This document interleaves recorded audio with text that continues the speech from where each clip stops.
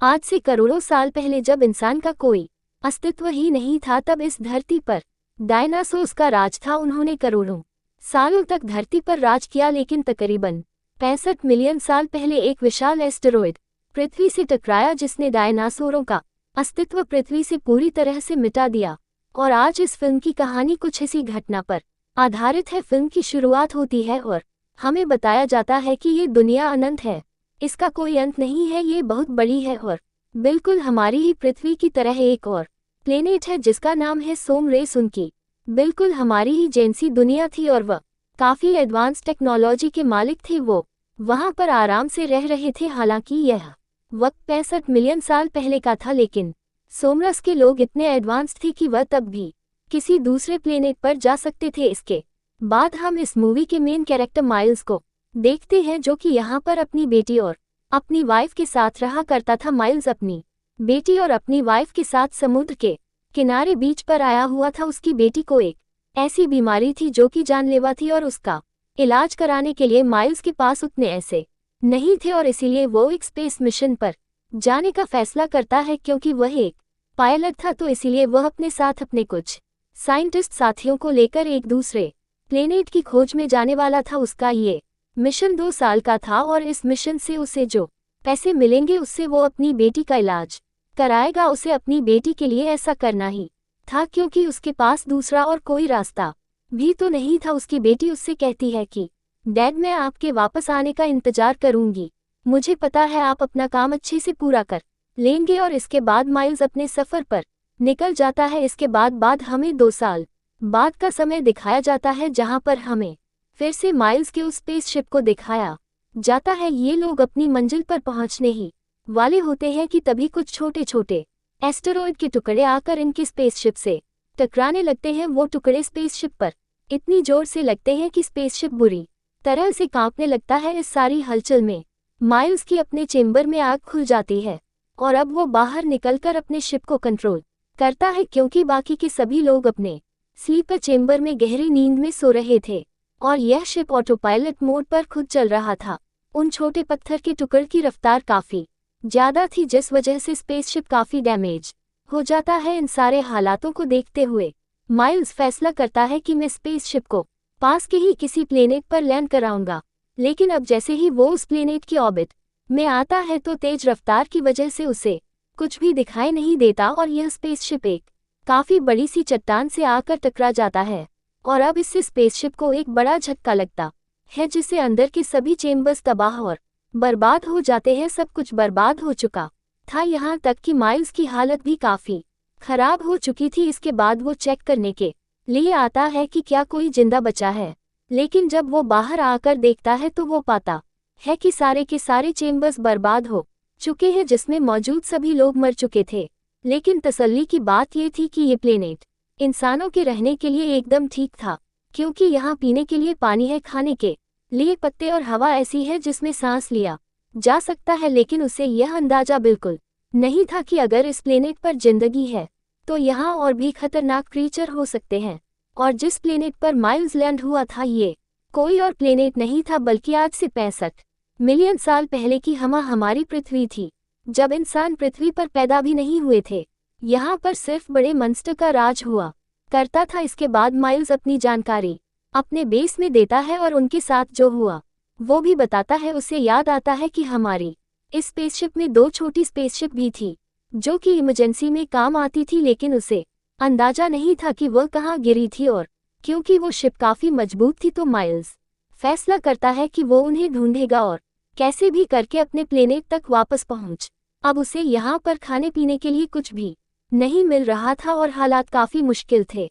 एक बार तो माइल्स खुद को मारने का भी डिसाइड करता है, लेकिन जब उसे अपनी बेटी की याद आती है तो वो रुक जाता है। वो उसकी तस्वीरें देखकर उसे याद करने लगता है। इसके बाद उसे सिग्नल मिलता है कि उन सभी चेंबर्स में से एक चेंबर में से आवाज़ आ रही है। अब माइल्स वहां पर चेक करने के लिए जाता है कि क्या सच में अभी भी कोई जिंदा है। अब थोड़ी देर ढूंढने के बाद माइल्स को वो चेंबर मिल जाता है। उसके अंदर एक छोटी बच्ची थी, वो उसकी बेटी की ही उम्र की थी।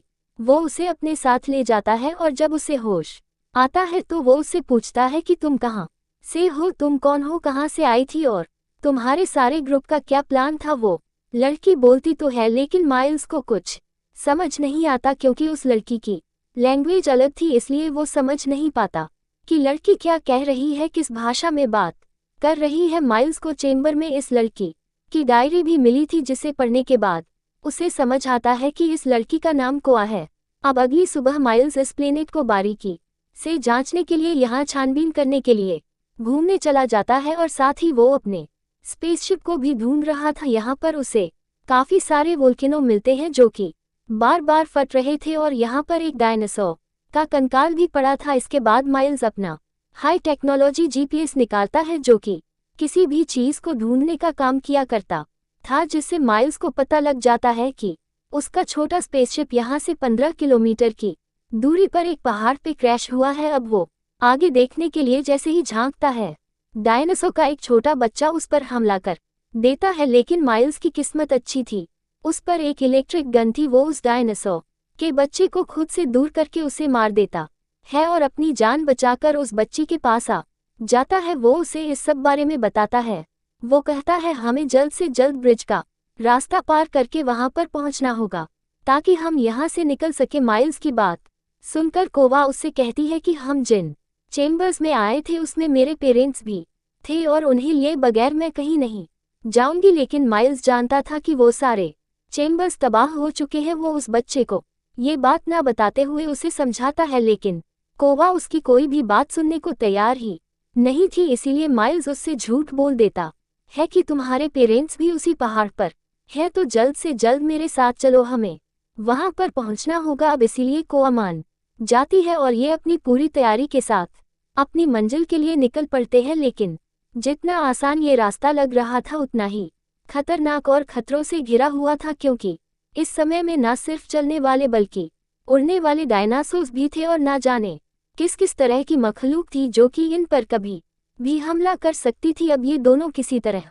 से छिपे छिपाते एक बड़े से मैदान से होते हुए एक जंगल में आ जाते हैं और यहाँ पर होते हैं भयानक डायनासोर जो कि इन्हें देख लेते हैं। वो इन पर हमला करने लगते हैं। अब माइल्स अपनी इलेक्ट्रिक गन निकालकर उन पर शूट करता है और वो अपना और कोवा का बचाव कर रहा था। खैर रवि लोग किसी तरह से यहाँ से बचकर आगे जाते हैं, जहाँ पर इन्हें एक झरना मिलता है। यहाँ पर ये अपना हाथ मुंह धोकर थोड़ा आराम करते हैं। इसके बाद माइल्स एक पेड़ पर चढ़ता है और अपना जीपीएस निकाल कर पता करता है कि अब उनका स्पेसशिप कितनी दूरी पर रह गई। तभी अचानक से टहनी टूट जाती है और माइल्स जोर से जमीन पर आकर गिरता है, जिससे उसका एक हॉट डिसलोकेट हो जाता है, जिससे उसे काफी दर्द हो रहा था। और उस टहनी के टूटने की आवाज सुनकर यहाँ पर कुछ भयानक डायनासोर्स आने लगते हैं। अब वो माइल्स को जैसे ही मारने के लिए आते हैं कि माइल्स के पास कुछ होते हैं जिन्हें वो उन डायनासोर्स के ऊपर ब्लास्ट करता है, जिनसे वो मरने लगते हैं।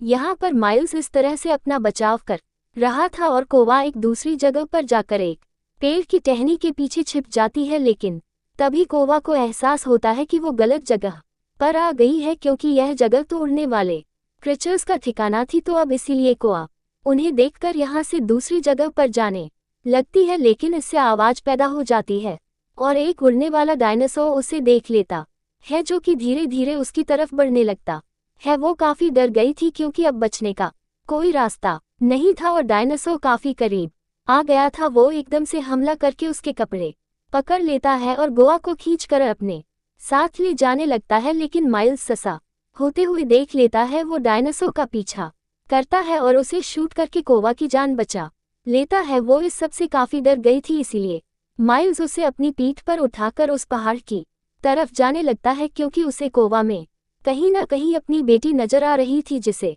कि 2 साल पहले वह अपने प्लेनेट पर छोड़कर आया था। अब क्योंकि इन्हें चलते चलते रात हो जाती है और रात में चलना खतरे से खाली नहीं था, इसलिए ये लोग एक केब में जाकर रात गुजारने का फैसला करते हैं। यहाँ पर माइल्स दोबारा से अपना जीपीएस चेक करता है कि अब उनका स्पेसशिप कितनी दूर रह गया है। लेकिन यहाँ पर जो चीज माइल्स को पता लगती है उसे जानकर इनके होश उड़ जाते हैं, क्योंकि स्पेस में जो चट्टानों के टुकड़े माइल्स के स्पेसशिप से आकर टकराए थे वो अब पृथ्वी पर गिरने वाले थे, जिससे होगा ये कि सारे डायनासोर्स और पृथ्वी पर जो भी चीज है वो सब कुछ तबाह हो जाएंगे। वो सारी चीजें राख में बदल जाएंगी। वो ये सारी चीजें समझ गया था और वो कोवा को भी इस बारे में बताता है। अब सुबह में ये लोग जैसे ही यहाँ से निकलने वाले थे कि एक बड़ा सा डायनासोर आकर उन पर हमला कर देता है, जिससे बचने के लिए ये लोग उस केव के और अंदर आ जाते हैं। यहाँ पर आकर उन्हें एक सुरंग मिलती है जिसका साइज काफी छोटा था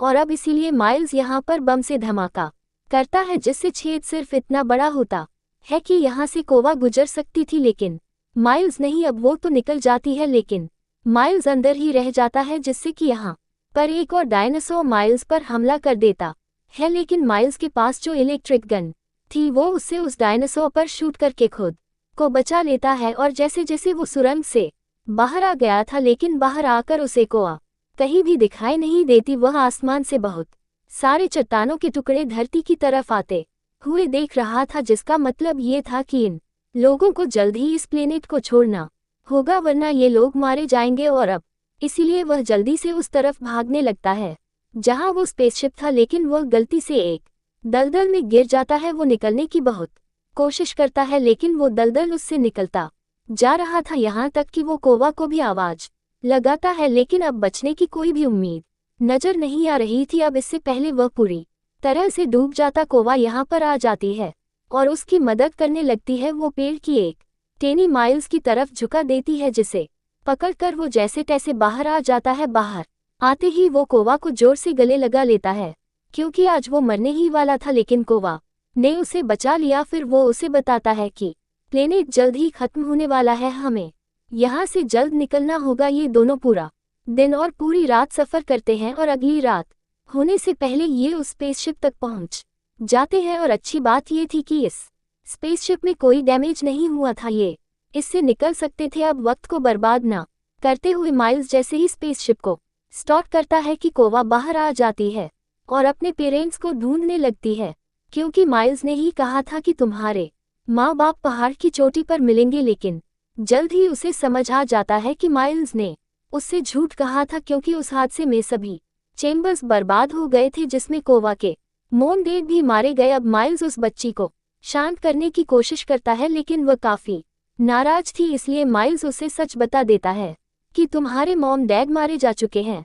इसलिए माइल्स उससे माफी मांगता है और कहता है कि मैंने ये सब तुम्हारी और अपनी जान बचाने के लिए किया और अब हमें भी यहाँ से जल्द निकलना चाहिए, क्योंकि ये प्लेनेट खत्म होने वाला है। अब यहाँ पर कोवा काफी रो रही थी, इसीलिए माइल्स उसे शांत करने के लिए अपनी बेटी की फोटो दिखाता है और कहता है कि मैं इस मिशन पर इसीलिए आया ताकि इससे मिले पैसों से मैं अपनी बेटी का इलाज करा सकूं। उसे एक जानलेवा बीमारी है और अगर अब मैं टाइम पर ना पहुंच सका तो वो मर जाएगी। माइल्स कोवा को भी अपनी बेटी की तरह समझ रहा था और वो उसकी भी जान किसी भी तरह सा। कोवा उसकी बातें सुनकर इमोशनल हो जाती है और उसके गले लगकर रोने लगती है। और अब इसके बाद वो स्पेसशिप में जाकर बैठ जाते हैं, लेकिन इससे पहले वो यहाँ से निकल पाते हैं कि उन चट्टानों का हमला हो जाता है और साथ ही ने यहाँ पर दो बड़े बड़े डायनासोर्स ने भी देख लिया था, जो यहाँ आकर इनके स्पेसशिप पर हमला करके इन्हें रोकने की कोशिश करते हैं। माइल्स ये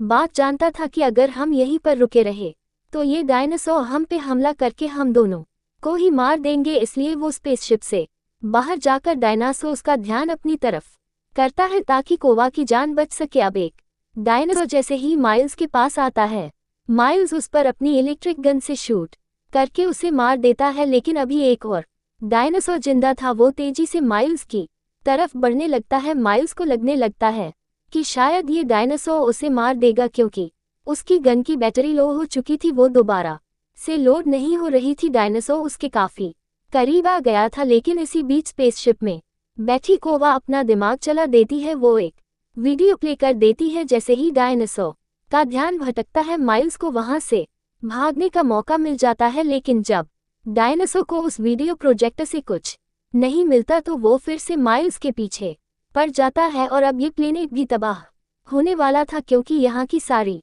वोल्केनो फटने लगी थी और चट्टानों के टुकड़े नीचे गिर रहे थे। डायनासोर माइल्स का पीछा कर रहा था। माइल्स को समझ नहीं आ रहा था कि इस डायनासोर से कैसे छुटकारा पाया जाए। तभी उसे एक आइडिया आता है। वो जमीन से निकलने वाले उन वोल्केनो उसकी तरफ भागना शुरू कर देता है और अब जैसे ही वो वोल्केनो फटता है, डायनासोर उसकी चपेट में आ जाता है, लेकिन उसकी स्किन इतनी मोटी थी कि उस पर कोई ज्यादा फर्क नहीं पड़ता, लेकिन वो इससे थोड़ा जख्मी हो जाता है। अब डायनासोर को और गुस्सा आ गया था। वो माइल्स को मारने के लिए उसकी तरफ बढ़ता है। अब माइल्स भी अपनी मौत को गले लगाने वाला था, क्योंकि उसके पास भी पीछे हटने के लिए कोई जगह नहीं थी। वो उसे मारने ही वाला था कि तभी यहाँ पर एक बार और कोवा आ जाती है। वो एक लकड़ी को उस डायनासोर की आंख में घुसा देती है, और अब क्योंकि उसे कुछ दिखाई नहीं दे रहा था, इसलिए वो एक बड़े वोल्केनो के पास आ जाता है। और अब वो जैसे ही फटता है, उसके अंदर मौजूद तेजाब और लावा डायनासोर को अपनी लपेट में ले लेता है और उससे गला देता है, और इस तरह से वो मारा जाता है। अब माइल्स की जान बच गई थी। इसके बाद ये दोनों जल्दी से स्पेसशिप में जाकर बैठ जाते हैं। माइल्स जल्दी से अपने प्लेनेट की लोकेशन डालकर यहाँ से निकल जाता है। इस बीच कुछ छोटे पत्थर के टुकड़े इनके स्पेसशिप से आकर भी टकराते हैं, लेकिन ये सही सलामत यहाँ से निकल जाते हैं। वहीं एक बड़ा सा एस्टेरॉयड पृथ्वी पर आकर गिरता है और पृथ्वी पर मौजूद हर एक चीज को तबाह कर देता है, और इस तरह से डायनासोर्स का पृथ्वी से अंत हो जाता है। दोस्तों, उम्मीद करता हूँ कि आपको वीडियो पसंद आई होगी। अगर वीडियो अच्छी लगी हो तो वीडियो को लाइक, और चैनल पर पहली बार आए हैं तो चैनल को सब्सक्राइब भी कर ले। मिलते हैं हमारी अगली वीडियो में।